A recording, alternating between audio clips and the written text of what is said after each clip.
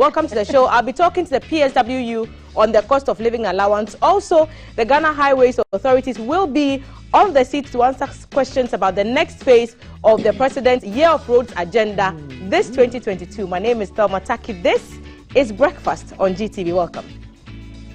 Hi, good morning, my neighbors. And so for me today, I'm going to the theaters. How many Ebo-White plays have you seen? So my guest today is somebody who has been in almost all the Ebo-White plays. His name is Andrew Adote. If you are an ardent lover of going to the theater, his voice. So Andrew is a guy I'm going to be speaking to. We'll be talking theater and how to be a stage actor and everything in between. Also, we are very, very active on our WhatsApp, which is 055-556 TV. We are on channel 278. News making headlines this morning. Government to begin negotiations on cost of living allowances. Also, national security calls on Ghanaians to be vigilant as Nigeria experienced a jailbreak some weeks ago and is suspecting that some of the prisoners may be entering the country. Also, when we take you to the foreign front, 7 children die in Togo bomb, and a Barcelona court has ordered an autopsy on former Angolan president's body. Let's start off with education.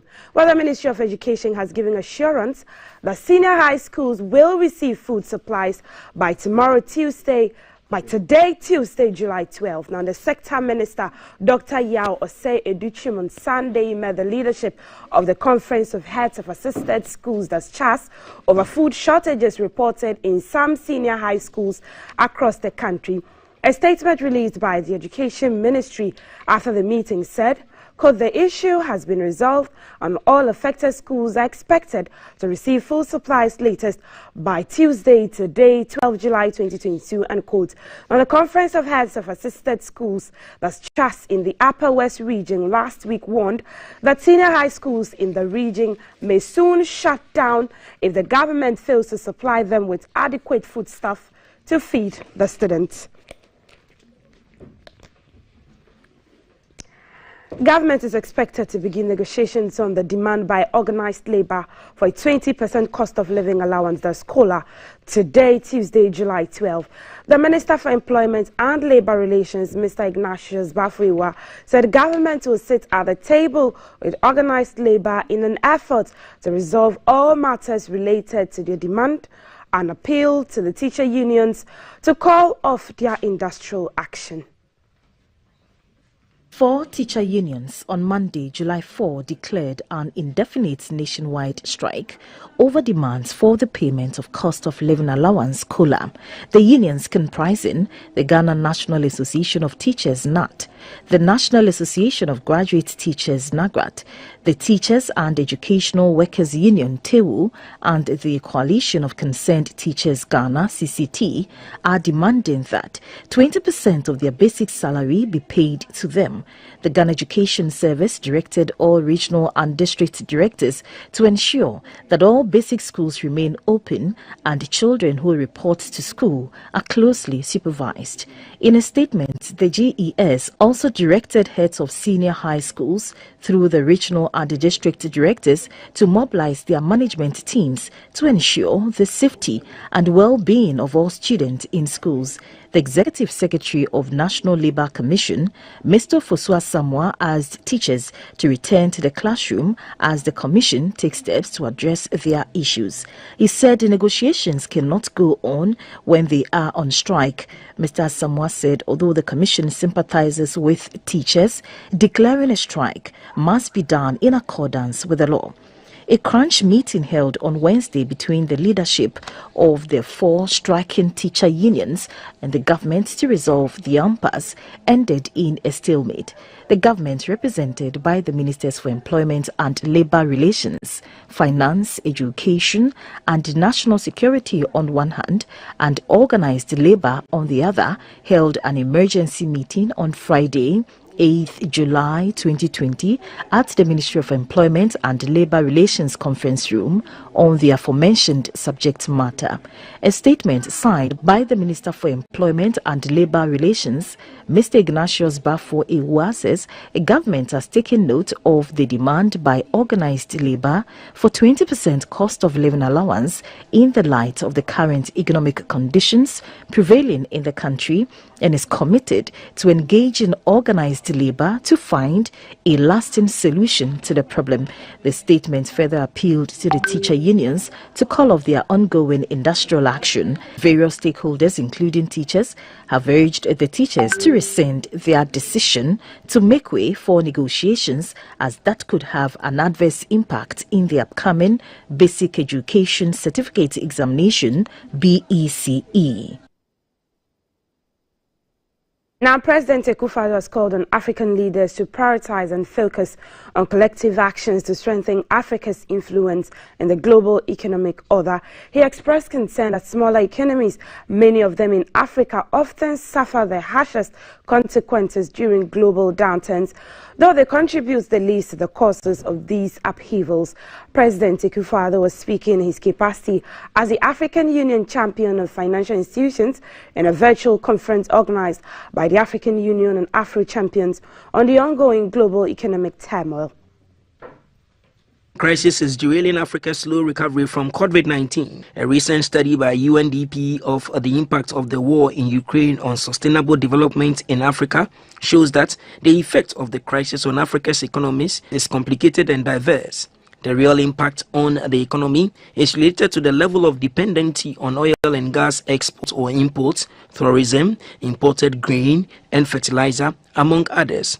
There are clear long-term implications, including a possible geopolitical realignment, social and economic instability, and debt unsustainability. This will likely lead to widening inequality and deeper poverty. The most visible impact of the war on Africa is the rising fuel and food prices, inflation, and financial instability. The poorest are the hardest hit, as a large portion of their consumption expenditure is on food and transport.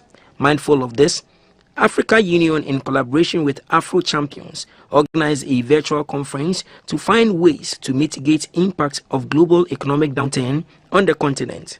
Speaking as the AU champion on financial institutions, President Akufo-Addo said the war in Ukraine is biting hard on smaller economies, though Africa has contributed least to these economic upheavals. The structural and recurrent flaws of the international economic order will rob us of our prize if we do not work harder to make an impact on its course and character. That is why we must hasten the process of continental integration. Continental unity and collective agency is the only path to building influence to push successfully for the reform of the multilateral economic and financial systems that affect our ability to respond to crises that threaten our rise as a continent. As part of the solutions, President Akufo-Addo said Africa needs to invest more in its own instruments for financial crisis management and speed up the emergence of a continental lender of last resort. I believe the time has come for the continent of Africa and the entire world to think very hard about the models and instruments we've created for dealing with economic and financial crises. In my capacity as the African Union Champion for Financial Institutions, I'm called upon to ask fundamental questions about the continental architecture for managing economic crisis. It has become apparent in recent times that Africa needs to accelerate the realization of its envisaged institutions for financial crisis resolution, such as the Africa Monetary Fund. Africa's rise is dependent on how effectively we build and entrench these continental buffers and cushions. Since the outbreak of COVID-19 and compounded by the Russian invasion of Ukraine, 89 countries have gone to the IMF for support, including Egypt, Ivory Coast, Kenya, Rwanda, Zambia, Mozambique, and the latest being Ghana. Let's look at security issues now. The national security is asking all Ghanaians to be vigilant, observant, and report any suspicious character or movement to security agents. It follows a red alert issued by the Ghana Immigration Service for the arrest of 443 inmates who escaped from the Kuje Maximum Prison in Abuja in Nigeria. Ghana's security officials are on high alert following the jailbreak of suspected Boko Haram members in Nigeria. The Comptroller General of the Ghana Immigration Service has issued a notice to all regional and sector commanders over the recent jailbreak in Nigeria. The jailbreak on Wednesday, July 6th at the Kuje Maximum Security Prison in Abuja was said to have been masterminded by the Boko Haram militant group. It said the suspects were expected to be running to neighboring countries including Ghana through both approved and non-approved routes. Officials say the jailbreak was believed to have been orchestrated by the group as high-end explosives and guns were used in the process that freed 64 of their members who were inmates at the prison in Abuja, Nigeria. The national security says all operatives were active and working around the clock to secure the country and encouraged citizens to provide prompt and useful information to achieve collective peace and security. The alert therefore cautions the public to watch out for strange people with suspicious characters in their communities. Still on security, a security analyst and Dean of Academic Affairs at the Ghana Armed Forces Command and Staff College, Dr. Vladimir Ntridancio, in an earlier interview said it is the collective responsibility of all to help the security agencies to deal with terrorist attacks because terrorists come with no flags. Very alert. And of course, the number of persons who have been set free is alarming. They wouldn't stay in Nigeria anyway. They would not, under any circumstance, stay in Nigeria. If they would at all, they would then be part of the structures to augment what Boko Haram has. But basically, now that they have their freedom, they will traverse the whole of West Africa, especially they are ready market also for other areas like the Sahel area where they might be needed to join any of the organizations over there for their operations. And as has been said, actually, we need to be very alert because they can come and hide over here and make this place also part of their terrain, you know. And so we need to be very alert. We are not only looking for strange people because they are not going to behave as if they are strange in any way. So we need to be alert about anything that we see untoward, persons we have not seen before in our communities, persons who will come and have enough money to rent our houses and things like that. These are the issues that are at stake, and we should be very careful about it because they will run away to places where they know detection is difficult, where they know the society is lax. Like Ghana, we are not security conscious. So the gatekeepers' warning to us is very, very important. Now, this year's World Population Day seeks to draw attention to the world's increasing population. It is on the theme, a world of 8 billion, towards a resilient future for all, harnessing opportunities and ensuring rights and choices for all. The world's population has already touched the mark of 8 billion and it is increasing every day at a very scary rate. The increasing population is a danger for humanity. The theme for World Population Day 2022 mainly highlights that to survive in a better condition, each and every individual should take actions to control the population. The importance of family planning, poverty, gender equality, maternal health, human rights are highlighted. In an ideal world, 8 billion people means 8 billion opportunities for healthier societies empowered by rights and choices. But the playing field is not and has never been even, based on gender, ethnicity, class, religion, sexual orientation, disability and origin, among other factors. Too many are still exposed to discrimination, harassment and violence. Still on population, meanwhile, the Executive Director of the National Population Council, Dr. Letitia Adelaide Appiah, is urging Africans to make a conscious effort to reduce population growth as the world population hits 8 billion.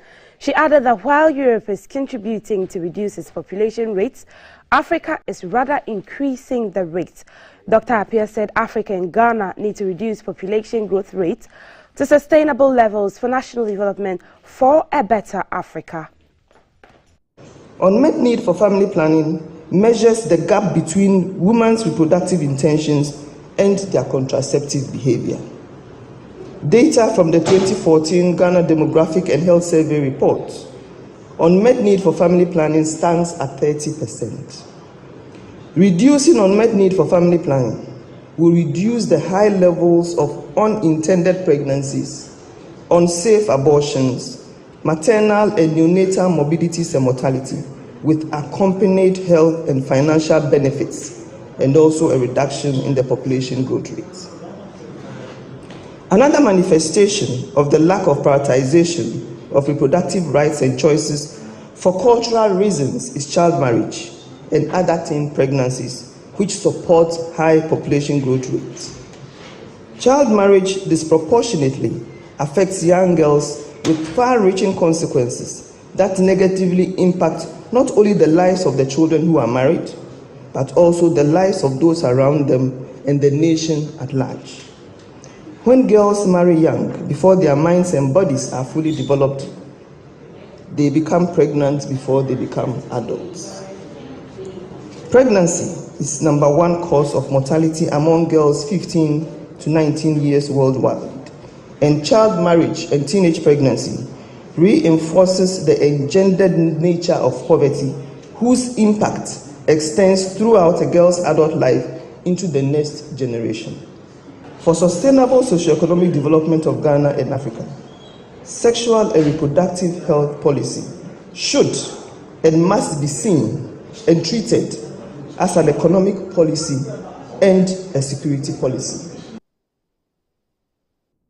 Let's go to the international front. In a neighboring country, Togo, where 7 children are reported to have been killed by an unplanned bomb in Togo. Witnesses say they were woken by a loud blast late on Saturday in the Savins region in the north of the country. An investigation is ongoing to determine the circumstances of this explosion and identify the perpetrators. Islamist militants and Al-Qaeda have attacked numerous targets in a string of countries in the Sahel. The Togolese army has been on high alert following the country's first deadly militant attack in May, when 8 soldiers were killed near the border with Burkina Faso. Togo last month declared a state of emergency in its northern region following the attack. Let's take it to Angola, where Barcelona court has authorized an autopsy on former Angolan President José Eduardo dos Santos, who died in the city on Friday after his family alleged a conspiracy to kill him. His daughter, Chize dos Santos, had requested the autopsy. Now, according to her, political enemies did not want him to back the opposition in the forthcoming Angolan elections. Dos Santos, 79, was in Spain for medical treatment and died after a cardiac arrest. He had been in power for 38 years when he stepped down in 2017. Lawyers for the Dos Santos family have also denounced moves by the Angolan government to return the body there for a state funeral against the ex-president's expressed wish to be buried privately in Spain. He is said to have been afraid his death would be politicized because his children would not be able to travel to Angola for his funeral or to visit his grave. His death was reportedly worsened relations between his family and the Angolan government. Now, Sri Lankan President Gotabaya Rajapaksa has confirmed he will resign. The Prime Minister's office has said after tens of thousands of protesters stormed the official residences of both men, Sri Lanka is in deep financial crisis, and the crowd say they won't leave until both men quit their posts. The Speaker of Parliament had earlier said the President would resign on 13th July. Mr. Rajapaksa, whose whereabouts are known, has not spoken publicly since his residence was stormed on Saturday. Sources have told the press that he is on a Navy vessel in Sri Lankan waters. He was moved to safety before protesters entered the presidential palace. The president has been blamed for the country's economic mismanagement, which has caused dire shortages of food, fuel, and medicine for months. His resignation was first announced by the Parliament Speaker on Saturday, but many Sri Lankans responded with skepticism to the idea that he would relinquish power.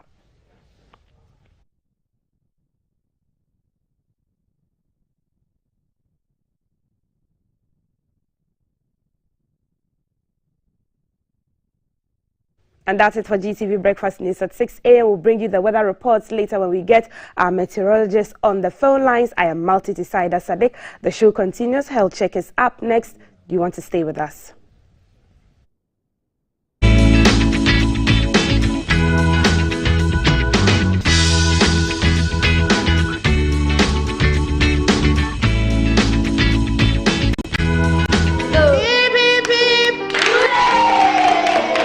I am 4 years old.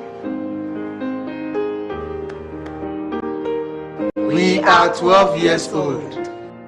It's been 1 year since I started my antiretroviral treatment. You can live a long, productive life with antiretroviral treatment. With antiretroviral treatment, HIV-positive expectant mothers can have healthy HIV-negative babies. Go to the nearest health center, test and know your HIV status. If you are positive, ask about antiretroviral treatment and you will receive help. Antiretroviral treatment is your only option for a long and fulfilling life. This advert is brought to you by the Ghana AIDS Commission and Ghana Health Service.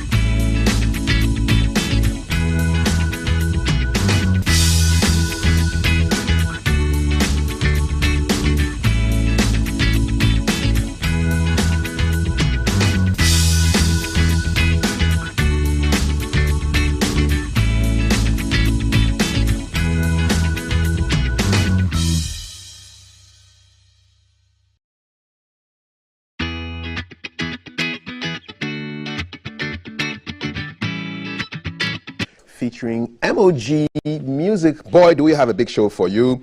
So we'll be looking at the viewpoint of the traders in the Makola market in the face of this IMF bailout that we are asking for. And for traffic issues, we'll be looking at dangerous U-turns along the N1. There's a conversation on the cost of living allowance, COLA, and the position of the public sector, Public Service Workers Union, PSWU. And then a veteran actor who has acted in so many Ebo White plays will be here. His name is Andrew Tando Adote. And that's in our last half hour of the show. We've got our headlines with my guests this morning, who are Yao Anoche Frimpong and Dr. Edric Odro Osai, both lawyers. One of them is a historian, the other is also an accountant, a lecturer. But for now, we're looking at issues of birth control and family planning. Yesterday was World Population Day. 11th of July is marked every year.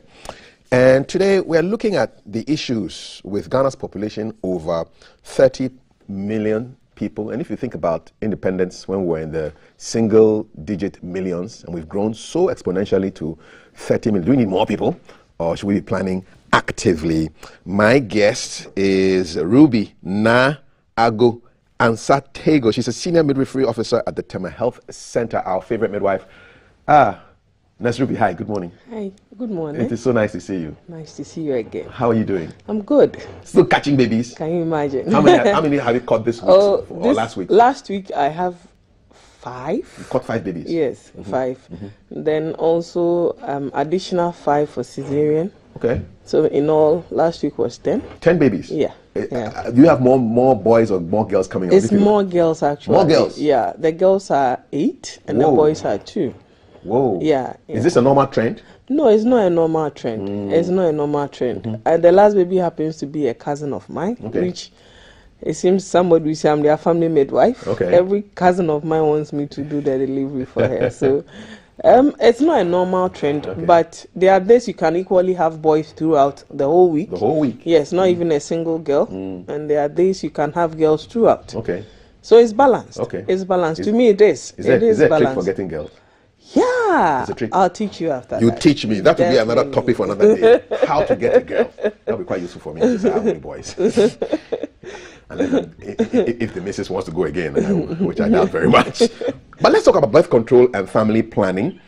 So it is tied to the economy of a country, how you plan the births of the people. So the government is pushing to educate people in both the urban and rural areas on birth control and family planning, and the idea is to slow our population growth rate because of the threats that are posed to children and mothers, unplanned pregnancies, inadequate child spacing, just having children, the moment the baby comes out, the woman gets pregnant again, and those are the issues that we're looking at today. So you are a midwife, you deal with issues of birth control and family planning on a daily basis. In your eyes, from where you sit, what's the state of family planning, at least with the Tema Health Center? All right. The normal norm is when the woman is 6 weeks, she's ready to have another baby. Yeah, 6 weeks after delivering. She can have another baby after 6 weeks? Yeah, after 6 weeks.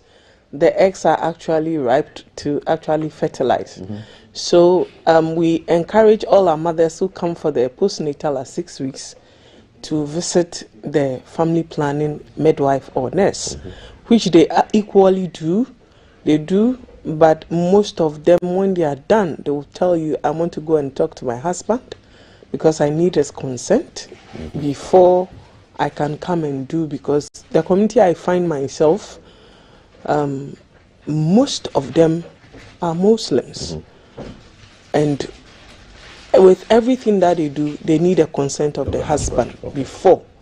But they are actually patronizing it a lot. If I should compare 2 years before, a year before, then now, every single year the figures go up, which means education is going down. People are actually understanding why they should have family planning or birth control done. What is your catchment area? Which communities do you cover? Okay, so I cover the whole of Committee 1 and all the sites. In Tema? In Tema. I cover part of Newtown because I have patients who come all the way from Newtown, some from Ashiaman. Then we have after, I don't know, do you know Cocoa Board? Yes. The one to the industrial area, getting to Tor. I know that place. Yes, you know there are squatters there. Okay. They also come. Then our, is it Meridian Hotel, the one which is abandoned. We call that place 5,000. They are part of us. All the way to Sakumono, from Nungwa, actually. Then I have some from Nsawam. Yeah. People are coming from Nsawam and Kaswa. You know, family planning actually hasn't been accepted fully in Ghana because people feel that when you are doing it, you are actually doing something bad. So they majority prefer to actually hide, and come and have it done because they know the benefits they are getting it from. So for instance, if I live in a shaman, I won't visit the clinic nearby because somebody will see me doing it there. So rather, I'll come to a place nobody actually knows me, have the services done. And funny enough, last 2 weeks, you know, people came for summer holidays from the diaspora. And I have about 10 people from the diaspora actually visiting my facility to have family planning done. And actually, they are teenagers. Yeah. Upper teens or lower teens? It's around 16, 17, 18. They are pregnant and they want to be. They are not pregnant. But they don't want to get pregnant. It means they are in, sexually active. Sexually active. They are in for the holidays and they'll be going back. Oh, they came from abroad? Yeah. They want to have sex, but they don't want to get pregnant. Yeah. Because they have boyfriends that they've met online and they are in Ghana to actually get acquainted to. Are these black girls or white girls? Who are they? Are they Caucasians, if I should say so? Yeah, because they wouldn't say they are blacks. So it's a mixed breed. Right. Yeah. Wow. And I was thinking that Kaswa, in Sawam, Kaswa to Tema is over 70 kilometers. You know, and people are traveling from America to Tema to come and just get family. And we have a lot of market women also who stay in Kaswa and come and trade in Tema. Okay. And they come and do their family planning. Yeah. If after trading, they go back. Okay. What kind of advice? What kind of family planning advice do you give them? What's the most common? Okay, so family planning. Anybody who wants to seek family planning should actually seek it from a trained personnel who is a nurse or a midwife who has been trained, who understand the concept of family planning. At the same time, also should help you to have an informed choice, because one, what is good for me is not good for you. We have so many methods. We have two main methods. That is the short term and the long term. We have the natural and we have the artificial. So based on the education, then also the interaction between you and your patient, that will help you to have that informed choice. So on a normal day, let me say majority normally goes in for the Depo-Provera, the 3 months. So how does it work? How do you put it in your body? Okay, so it's an injection that you withdraw, then we give the patient. Now, there's another one which is self-administrated, like you can do it all by yourself. So this Depo-Provera, when you inject the lady, right? Yeah. She will not be able to have children. She can't get pregnant. No, she can't get. For 3 months. Yes, for 3 months. But there is a catch in this. When I inject today, you can't go and have sex today. If you are ovulating, you get pregnant. Definitely. That is the notion people don't actually know. So when is the best time for them to be injected with this? No, if you are ready to have a family planning, you come, we'll do all assessments. When we give you the injection, we advise you today, don't have sex. If you want to have sex, you are supposed to protect yourself. That's when the emergency pill comes in, because somebody who is married, the husband will never say, I want to use a condom. That's 99 out of 100 will never use a condom because he believes that's the wife. So that's when the emergency contraceptive come in. So after the injection... Are you saying married men hardly use condoms with their wives? On their wives, yes. Hardly. Because, in quote, media, why should I use a condom? That's what they want tell to you. Accidentally get her pregnant? That's why I'm saying the woman takes this. It takes 3 days to sink down into her body. So within that 3 days, if you are not sure, we give you this, the emergency pill, that you go home, immediately you have the sex. Because this one works within 48 hours. So it's equivalent to that 3 days. So but after ejaculation, then you go and drink the pill? No.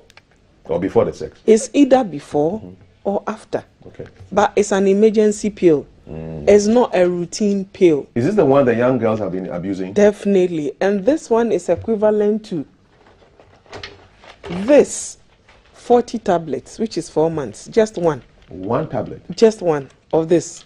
The emergency pill. It's equivalent to 4. What do they, if I were a pharmacist, I mean, what is the brand? Is that one the one they call Postinol or something? No, this is called the Postinol 2. Okay. And this is what they call the Secure. Okay. But we will call it Lofen. Lofen. That is the actual name. So what does it do? It goes and blocks the eggs from moving? I mean, how does it work? What it does is it covers the eggs. You know, with the hormones, when you look at the female reproductive organ properly, or the hormones that work in us, what gives you the shape, what gives you the breast, what gives you the hips, are the estrogen and the progesterone. Before you get pregnant, actually estrogen needs to lower. Then progesterone needs to come up before you can get pregnant. If they are balanced, at the end of the day, you never get pregnant. So this one produces a lot of estrogen. So it's an estrogen-based pill, so that pregnancy wouldn't occur. So I give a nice scenario. Anytime I'm coming to your house, I have to knock the door. I will knock as much as I can before you can open me up. Give me a chair to sit. Then whatever information I came along with, I have to come and tell you. It's just like family planning. Any medicine you take into your system, it's a stranger. It needs to work. The body needs to accept. Then they work hand in hand. So what it does is it covers the eggs, make the eggs look new always. It doesn't look old. When it looks old and there's no fertilization, then you can say that the egg is being shed and it comes out. But when it doesn't lay and it looks new always, at the end of the day, there's no shedding of old eggs. On my flip chart, if my cameraman can show, you can see the fertilization. Okay, fertilization. Yes. Okay, let's so look at the fertilization you see the penis, then at the end of the day, you also see the vagina. During sexual intercourse, sperms are being released. So this when is the they picture. go, when they go, the eggs